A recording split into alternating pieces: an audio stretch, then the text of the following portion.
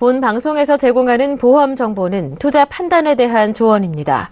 보험 펀드 등의 가입은 투자자 자신의 판단과 책임에 따라 그 결과가 투자자 본인에게 귀속됨을 양지하시기 바랍니다.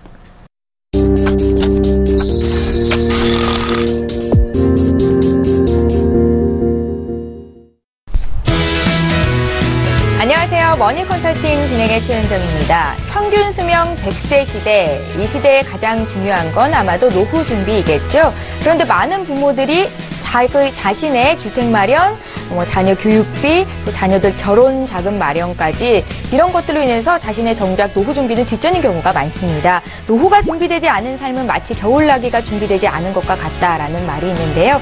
늦었더라도 지금이라도 얼른 노후 준비를 하셔야 될 것 같습니다. 그래서 오늘 머니컨설팅에서는요, 중년의 노후 계획 제대로 준비하는 방법에 대해서 자세히 풀어드리는 시간 갖겠습니다. 자, 이어지는 머니컨설팅 시간을 시청자 여러분과 함께 만들어가는 시간입니다. 전화 02-3153-2669번 전화 주시거나 무료 문자 013-3366-0110번을 이용하실 수가 있는데요. 궁금한 점, 상담 신청 남겨주시면 저희 전문가들이 도와드리니까요. 지금 바로 연락 주시기 바랍니다. 예, 그럼 오늘도 역시 시청자분들께 알찬 정보와 함께 답답함 풀어주실 두 분의 전문가 소개합니다.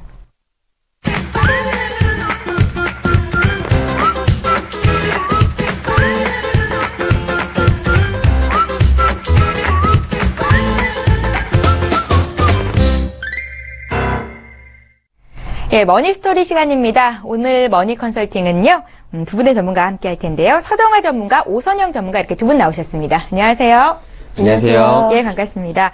100세 시대가 성큼 다가왔지만 수명이 길어진 만큼 노후에 대한 불안감은 더 커진 상황입니다. 그래서 이제 은퇴를 앞둔 50, 60 세대의 불안감은 더 큰 현황이라고 볼 수 있겠는데요. 지금까지 현황이 어떤지 먼저 오선영 전문가님께 여쭤볼게요. 아, 네. 예. 그 50, 60 세대라고 하면 흔히 베이비붐 세대라고 많이들 얘기를 하죠. 예. 예. 전쟁 이후에 부부가 헤어졌던 부부들이 만나서 이제 자녀를 낳거나 또는 그 사이에 낳던 자녀들이 이제 그때 출생신고를 하게 되죠. 그래서 그렇게 하다 보니까 그 분들은 이제 자녀에 대한 애틋함과 사랑이 굉장히 많으셨잖아요. 그렇게 해서 갑자기 출산율도 늘어났고 그분들이 이제 경제에 굉장히 많은 지대한 영향을 미쳤던 분들이세요. 근데 이 특징을 보자면요. 그분들이 이제 콜라라든가, 그 다음에 우리 서구화된 문화들을 받아들이는 세대이기도 했고요. 예. 그 다음에, 통기타, 팝송 듣고, 그 다음에 청바지 입고, 이 세대가 대체적으로 우리 딱 기억이 나잖아요. 예. 네, 그런 세대세요. 근데 지금 현재 그분들은 굉장히 전문화된 교육을 받으셨고, 그 다음에 전문인 직종에 종사하고 있기 때문에 사실 수입도 굉장히 높으세요. 지금 이제 기대되는 부분이 뭐냐면은, 저희가 지금 경제 성장률이 굉장히 저조한 상태고, 소비 활동이 일어나지 않잖아요. 근데 이분들이 은퇴하심과 동시에 또 노후에 또 실버 산업이 굉장히 발전하지 않을까라는 기대감도 사실은 없지 않아 있거든요. 네. 근데 반면 한편으로 걱정되는 건 뭐냐면요. 이분들이요, 또 자녀에 대한 교육열이 굉장히 높으셨어요. 그래서 자녀분들을 교육을 제대로 시키고 그다음에 유학도 보냈고 결혼까지 이걸 가장 많이 한 세대이기 때문에 본인들의 정작 필요한 노후 자금은 제대로 준비가 안 돼 있는 경우가 굉장히 많다는 거죠. 그래서 가진 재산도 많지만 부채도 많고 그거에 비해서 본인의 노후 준비가 덜 되다 보니까, 실제 저희의 통계적으로 보면요, 58% 정도만 국민연금에 가입돼 있다는. 예. 의외죠, 굉장히. 그분들이 경제활동 굉장히 많이 했는데도 불구하고, 그 정도밖에 안 돼요. 더군다나 이제 그분들의 사회활동을 굉장히 많이 하시면서, 이제 또 소비의 질이 좀 높은 편이시거든요. 소비의 질이 굉장히 높으신 거에 비해서 문제는 이제 상대적인 빈곤감을 느낄 수 있는 또 노후 빈곤감을 느낄 수 있다는 게 굉장히 문제가 되는 거죠. 예전에는 먹고 사는 것이 새끼 먹고 사는 게 가장 힘들었다고 치면 그 전 세대는 정말 그래요. 그래서 폐지 줍기도 하고 그다음에 밥 한 끼 먹으려고 가서 밥차에 줄 서 있고 이런 세대였던 분들에 비해서 이분들은 그런 빈곤감은 조금 떨어지지만 뭐냐면은 골프 치고 또는 사회활동 활동하고 여가 생활하고 이런 분들의 이런 질 좋은 소비를 하셨던 분들이기 때문에 갑자기 노후에 소비가 없다, 이게 지출이 이제 뭐 수입이 없다 했을 경우에는 이것을 어떻게 대처해야 될지 굉장히 고민을 많이 하시는 분들입니다. 그래서 이거에 대한 노후 준비를 지금이라도 하루라도 빨리 먼저 계획을 하시고 실천을 하셔야 되는 게 맞는 것 같습니다. 네, 맞습니다. 본인이 교육을 많이 받지 못했던 거에 대한 아쉬움이 있어서 자녀 교육에 굉장히 많은 돈을 쏟으셨기 때문에 정작 본인의 노후 자금 준비가 좀 덜 돼 있다라는 생각이 들거든요. 중년 세대가 노후 준비를 제대로 하지 못했던 이유 무엇이 있을까요, 서장훈 전문가님? 말씀하셨던 것처럼 같은 내용이 좀 있을 것 같아요. 근데 이 1970년대로 돌아가 보면 어찌 보면 개인보다는 국가, 나라를 위해서 조금 더 힘쓰시고 이제 여러 가지로 뭐 아나바다 운동이라든지 여러 가지를 진행하시면서 자기 개인보다는 좀 국가, 나라 발전을 위해서 하다 보니까 우리나라가 굉장히 급속도로 성장한 것은 사실이거든요. 그렇게 돼서 이런 성장을 이룰 수 있는 건 사실은 이런 개인들의 걱정이나 이런 고민들이 아니라 이 나라 발전에 힘을 쓰셔서 그런 것이고, 역시나 그런 것들로 인해서 돈을 모아서 예금이나 적금으로 돈을 모으면 그걸 전부 다 부동산으로 넣고 부동산을 조금 더 키워서 남들보다 어찌 보면 또 크고 떳떳하게 좋은 집에 살 수 있도록, 특히나 자녀들이 그렇게 살 수 있도록 하려다 보니까 아무래도 개인 노후 준비보다는 자녀들이 먹는 거, 입는 거, 이 사는 것에 대한 고민을 조금 더 하시다 보니까 노후 준비가 우선순위에서 미뤄지다 보니까 결과적으로 좀 그렇게 된 게 아닐까 싶습니다. 그러면 노후에 최소한으로 생활을 유지하기 위해서는 얼마나 돈이 필요한 거예요, 전문가님? 아무래도 이 지출이라는 거 아마 마찬가지로 사람이 지출을 한꺼번에 줄이거나 갑작스럽게 줄인다라는 건 사실 쉽지 않거든요. 예. 그렇기 때문에 이 생활비도 마찬가지로 뭐 최소 생활비다. 어느 정도 먹고 유지하는 삼시세끼는 먹을 수 있다는 최소 생활비나 이런 것들은 사람마다 조금 다를 수 있을 것 같아요. 그리고 최소나 뭐 그 외에 뭐 기본적인 생활비 아니면 좀 풍족한 생활비 이런 것들도 역시나 사람마다 다를 수 있겠는데, 이 생활비라는 건 결과적으로 보면 이 어른들이 됐을 때 나이가 더 드셔서 노후 준비를 하는 세대가 되면 결과적으로 봤을 때 생활비, 활동하는 빈도수라든지 아니면 모임을 나가는 빈도수라든지 그 외적으로 활동하는 것 영역 자체가 좀 줄어들다 보니까 그런 외부적인 지출이 좀 줄어들 수 있어서 아마 기본적인 생활비보다 한 80%나 70% 정도 준 상태로 좀 유지가 되지 않을까라고 생각이 됩니다. 예, 개인차가 있겠지만 지금 사용하고 계시는 그 생활비에서 한 80% 정도로 보면 좋겠다라는 말씀이셨습니다. 그래서 노후 계획을 위해서 다양한 상품에 관심이 많으신데 가장 쉽게 생각할 수 있는 게 아마 개인연금이 아닐까 싶거든요. 은퇴를 앞둔 시기라 납입 기간이 조금 짧을 것도 같은데 어떻게 활용해 보면 좋을까요? 네, 맞습니다. 네. 지금 은퇴를 앞두고 계시니까 아마도 단기 내에 어떤 목적 자금을 만들어서 노후 준비를 해야겠다라고 많이 생각을 하실 텐데요. 그러다 보니 납입 기간을 줄이는 방법도 있고요. 기존에 모아놓으신 어떤 목적 자금이 있을 때 그거를 활용하시는 방법도 있으세요. 그래서 노후 자금 준비에는 일시불로도 가능하거든요. 그럼 지금 현재 일시불로 가입하셨다가 연금을 지급받는 방법으로 이제 연금 지급 시점에 연금을 지급받는 방법으로 그렇게 하시면 좋고요. 그 다음에 단기납으로 활용하시는 것도 좋고요. 그리고 또 하나는 이제 뭐 그 밖에 다른 간단한 투자 상품 같은 걸로도 이용하시는 것도 방법이 있습니다. 예, 알겠습니다. 종신보험을 연금으로 준다라는 상품에 굉장히 많은 분들이 관심이 쏠렸었습니다. 특별한 수입이 없는 노후 상황에서 이건 어떻게 유용할까요? 네. 지금 저희가 이제 아까 처음 말씀하신 것처럼요, 저금리 시대, 초저금리로 이제 내려가고 있거든요. 저번 주에 1.25로 은행 금리 또 하락했잖아요. 기준금리가 하락했는데, 그러다 보니까 이제 계속 저금리 시대로 갈 때, 그럼 확정적인 상품은 없을까? 확정금리 상품은 없을까 했을 때, 지금 현재 종신보험이 아직 3%를 유지하고 있는 상품들이 좀 있습니다.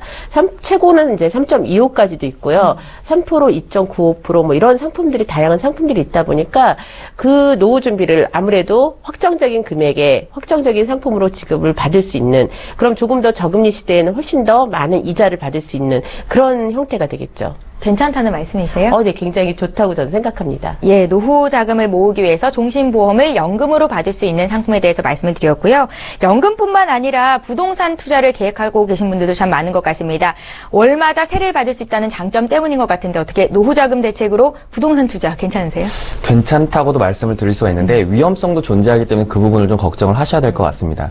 이 세를 받는다라는 거는 결과적으로 누군가가 여기서 세입자로 살면서 이 세를 내줘야 되는 부분인 건데, 만약에 이 집 자체의 거래가 잘 되지 않아서 공실이 된다든지 아니면 이 집값 자체가 떨어진다 그러면 이 집에 대한 이 매매 차익으로 인해서 손해를 보실 수가 있기 때문에 오히려 월세 부담과 이 대출 이자를 고려를 했을 때 손해가 나는데, 심지어 이 매매 차익으로 인해서 집값이 떨어진다 그러면 손해가 날 수 있는 부분이거든요. 그렇기 때문에 이 부동산 같은 경우는 두 가지로 봤을 때 매매 차익, 그 다음에 뭐 임대소득 이렇게 보았을 때 임대소득으로 만약에 안정적인 수익을 보겠다는 긍정적인 부분만 보신다면은 분명히 약간의 위험성이 존재할 수 있는 부분이 있을 것 같습니다.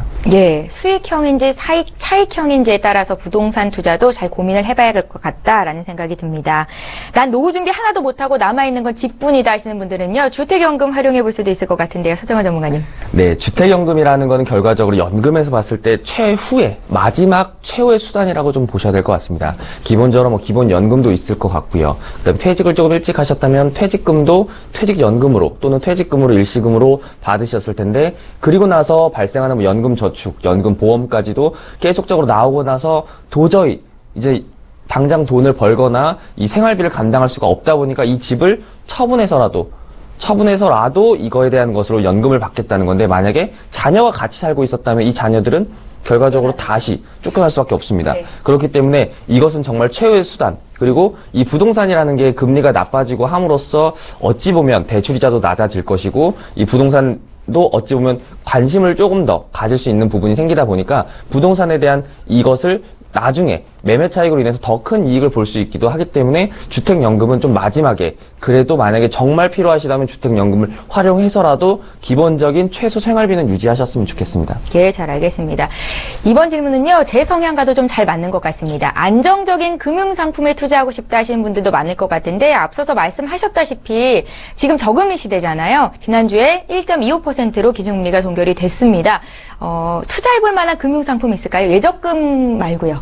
사실은 투자라는 거는 제가 걱정이 되는 게 뭐냐면요. 저희가 40대까지는 그래도 투자에 관련된 것들을 많이 관심을 갖고 계세요. 네. 근데 제 아까 말씀드렸던 이 지금 5060 세대 같은 경우에는요. 기존에 투자를 많이 해오셨던 분이세요.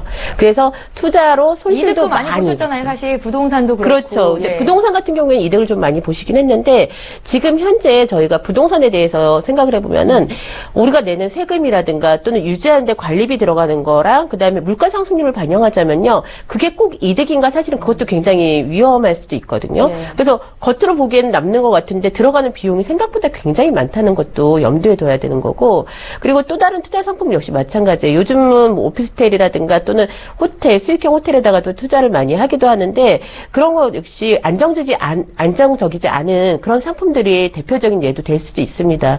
그래서 제 생각에는 40대까지는 투자를 만약에 손실이 오더라도 메꿀 수 있는 방법, 수입이 있으니까 메꿀 수 있는 방법이 있지만 50대 이후가 된다면은 내가 여태까지 모아온 자금을 잘 관리하는 게 가장 큰 투자라는 생각도 듭니다. 그래서 관리를 잘해서 이 원금을 지키고 거기에 약간의 수익을 날 수 있는 이런 상품들을 찾는 게 더 훨씬 더 나을 수 있다고 생각됩니다. 예, 젊을 때는 위험한 것을 조금 감안하고도 투자를 해볼 수도 있을 텐데, 나이가 들어서는 노후 자금을 활용하기 위해서는 조금은 안정적인 투자가 맞겠다라는 의견이십니다. 마지막으로 은퇴를 앞둔 노인분들을 위해서, 노후 자금 마련을 위한 분들을 위해서 팁 하나씩 주신다면요, 어떤 거 주시겠어요, 서정환 전문가님? 저는 이제 뭐 젊은 층을 좀 이야기를 드리자면, 지금은 그래도 이제 노후 준비를 하시는 이제 분들 같은 경우는 국민연금이 뭐 예를 들어서 100만 원이다 그러면 그중에 9만 원 정도를 내면 40만 원 지급받을 정도로 어느 정도 국민연금에 대한 혜택이 있는 상태고, 그리고 나서 그 외 연금저축이나 연금보험도 이자율이 좀 좋았던 상태이기 때문에 결과적으로 봤을 때는 그래도 수익이 아니더라도 어느 정도 유지는 될 수 있는 상황이지만, 이 젊은 세대, 사실은 이제는 부모님한테 효도를 한다기보다는 효도를 할 능력도 사실은 이제는 자기 먹고 살기도 바쁠 정도로 조금 힘들고 어려운 사회가 됐다 보니까 젊은 층들 같은 경우는 이 노후 준비, 어른들은 지금 당장 앞에 닥치신 부분이겠지만 젊은 친구들은 지금부터 하지 않으면 노후에 준비도 할 수 없는 그런 상황이 될 수 있기 때문에 젊은 친구들 같은 경우는 지금부터 준비를 좀 하셨으면 좋겠습니다. 예, 오선영 전문가님도 노후 준비를 위한 팁 하나 주신다면요? 네. 저는 지금 현재 50, 60 세대에 갖고 계신 모든 자산들이요. 대부분 부동산에 많이 치우쳐져 있습니다. 근데 부동산이라는 거는 여태까지는 가장 안정적인 수익률이었지만 앞으로는 꼭 그렇지 않다는 거죠. 저희가 IMF를 한번 경험해 봤지만 IMF 때 굉장히 물가가 올라가면서 내가 갖고 있는 부동산의 가치가 반대로 하락하는 그런 일이 있었는데 또 다른 IMF가 온다고 지금 계속 이렇게 전문가들은 얘기를 하고 있거든요. 그래서 혹시나 현재 현금 자산이 없이 부동산만 너무 많이 갖고 계시다면 저는 오히려 부동산을 지금 시점에 정리를 조금 하고 중요한 요지의 것들을 남겨놓고 그 다음에 그것으로 현금 자산을 만들어 놓는 게 가장 유리하다는 생각이 듭니다. 그리고 또 하나의 보장성 자산은 그야말로 노후 준비의 가장 큰 일이라고 생각되는데 앞으로는 뭐 이렇게 아플 일이 더 많지 실제 저희가 사용하는 의료비의 한 70% 이상은요 60대 이후에 사용을 하는 거거든요. 그러면은 60대 이후에 내가 열심히 모아놨던 노후자금, 뭐 어떤 목돈 이런 것들을 내가 아프기 때문에 병원비로 또는 간병비로 다 들어가야 되는 이런 일들이 생길 수 있거든요. 그래서 보장 자산을 가져가는 것도 노후 준비에 또 팁이 될 수 있다라고 생각이 듭니다. 예, 알겠습니다. 두 분의 전문가와 함께 중년의 노후 계획 어떻게 하면 잘 짜갈 수 있을지 살펴봤습니다. 자, 이번 시간은요, 시청자들이 직접 참여하는 머니 컨설팅 시간이 이어집니다.